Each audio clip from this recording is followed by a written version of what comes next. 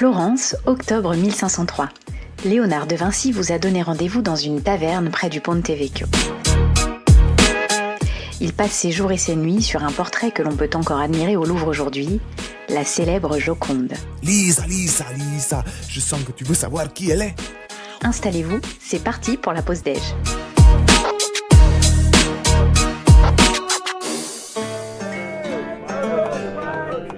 Ciao, bienvenue dans la taverne du Ponte Vecchio. Leonardo, piacere di conoscerti. Il y a quelques années, j'ai travaillé ici avec Sandro Botticelli pour boucler les fins de mois. Je te conseille leurs brocolis et leurs artichauts braisés. Ils sont famosos. Avec la pasta, naturalmente, c'est mon plat préféré. Et non, pas de viande, grazie. Je ne mange rien qui contienne du sang. Il me semble que vous avez un mot pour cela à présent. Végétariano, c'est ça? Ne te fie pas à mon plat préféré.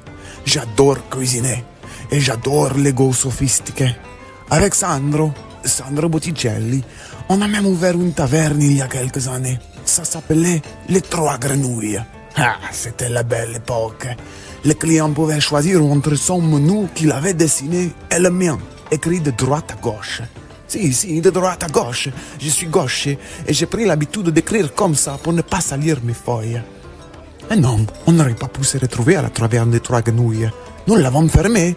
Les clients n'aimaient pas mes menus sucrés salés. Ils trouvaient ça étrange. Mais moi, je crois juste que leur palais n'a pas su comprendre ces nouvelles saveurs. Et grazie mille. L'artichaut, je te conseille de le manger avec les doigts. En ce moment, je suis en train de terminer une carte militaire pour Borgia. Mais aujourd'hui, j'ai plutôt envie de te parler de ma Lisa Gherardi. Cela fait des mois que je peins son portrait. Ça m'obsède.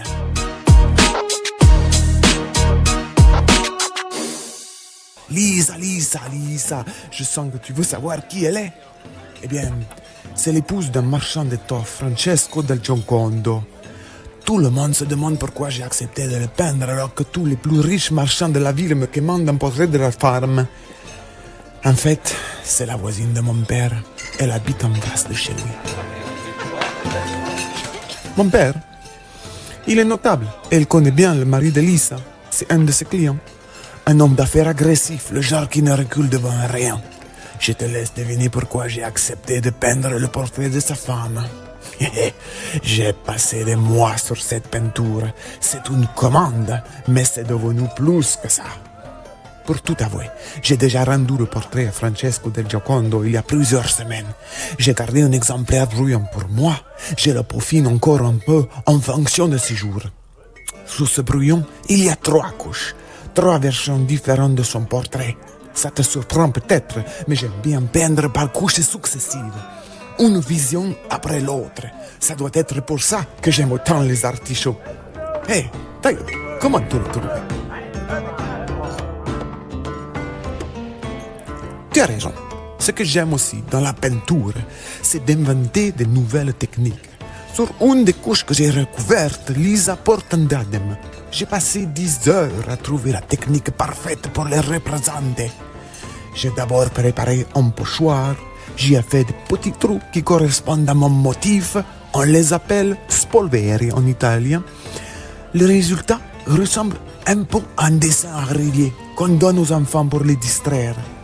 Ensuite, j'ai posé mon pochoir sur mon dessin et j'ai appliqué le motif avec de la poussière de charbon.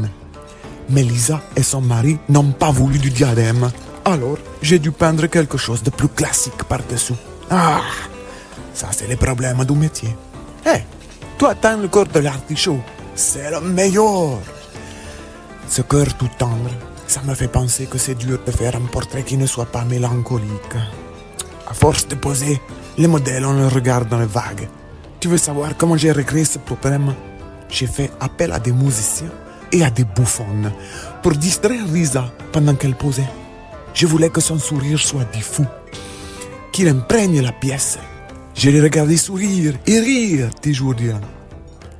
Hé, je vois que tu aimes la peinture presque autant que les brocolis. Tu connais le sfumato? C'est ma technique pour que les couleurs aient l'air aussi légères que l'air. Mes coups de pinceau sont si délicats que l'on ne voit pas la trace avec tous vos microscopes électroniques modernes. Le sfumato, c'est un peu le paysage de mon âme. Leurs desserts, ils ne sont pas très bons. Je te le dis parce que je connais le chef. C'est un génie des légumes, mais il ne comprend rien au sucré. Par contre, ils font venir une nouvelle boisson de Venise. Ça s'appelle café. C'est très fort, mais ça réveille toutes les idées. Tu veux goûter? Hey, due per favori. Combien vous doit-on? Il faudrait inventer une machine pour ne pas avoir à transporter toute cette monnaie. Comme une petite carte dans laquelle je mettrai tout mon argent. Tu vois? Alors, ce café, c'est quelque chose, n'est-ce pas? Eh, si, tu as compris. Cette peinture de Lisa, c'est devenu plus qu'un portrait. Probablement parce que j'ai passé des mois à percer le mystère de son sourire et des semaines à peaufiner toutes les nuances de sa peau, à changer la place de ses yeux pour chercher l'angle parfait de son regard. Aujourd'hui encore, je n'endors pas. Je veux qu'elle ait l'air de faite de chair et non de peinture. Je veux lire dans ses yeux tous les secrets du monde qui m'échappent encore. Je ne sais pas quand ce tableau sera terminé. Ce que je sais, c'est que j'y ai mis tout ce que j'ai appris sur l'humanité. D'ailleurs, il faut que je te laisse. Je crois que je sais enfin où je vais placer le regard de Mona Lisa. Ciao! La version de la Joconde exposée au Louvre est celle que Léonard de Vinci a conservée avec lui. Une autre version, détenue par un consortium d'hommes d'affaires, se trouve à Singapour. Il s'agirait du tableau qu'il a vendu à Francesco del Giocondo. C'est ainsi que se termine cette deuxième saison de Pause Déj. Retrouvons-nous bientôt pour de nouvelles pauses déjeuner.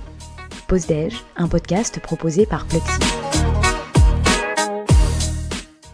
Ce dialogue purement fictif est diffusé dans un objectif marketing de divertissement et ou pédagogique et ne prétend aucunement refléter des avis, affirmations ou idées réelles du personnage public utilisé.